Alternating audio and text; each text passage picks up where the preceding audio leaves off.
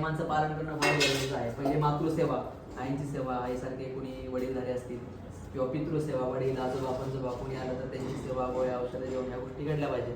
त्याच्यानंतर जी सांगितलेली आहे अतिथी सेवा. अतिथी म्हणजे कोणतं? पाहुणे आहे की नाही. तिथी वा नक्षत्र न पाहता जे अचानक येतात किमान तर आल्यानंतर पाणी तरी विचारलं गेलं पाहिजे. त्याच्यानंतर आचार्य सेवा, गुरुजी, शिक्षक वर्ग, कुठे संत सेवा कोणी आलं त्यांचा मान सन्मान ह्या सगळ्या गोष्टी झाल्या पाहिजे. वास्तूमध्ये राहत असताना खास करून तुम्ही किचनमध्ये अन्न वगैरे शिजवताना जेवढे राहतात तेवढ्यांचा हिशोबच करूनच अन्न शिजवायचं, अन्नाची नासाडी करायची नाही.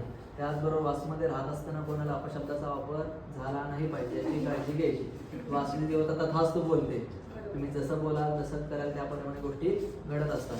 त्याचबरोबर देवघर छानपैकी स्थापन केले, नियमित देवांची पूजा झाली पाहिजे. एखाद्या दिवशी नाही झाली तर नमस्कार करूनच पुढच्या कामाला सुरुवात करायची. वास्तूमध्ये राहत असताना स्वच्छता साफसुथरता असली पाहिजे.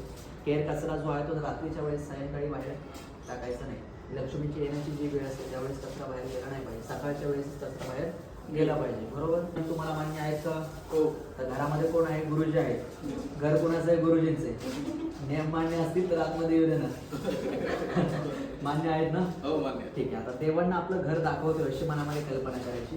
तुम्ही पहिल्यांदा उजवं पाय आतमध्ये टाकायचं आणि कलश घेऊन आपल्या शेवटच्या रूम मध्ये फिरायचं किचन मध्ये. हरे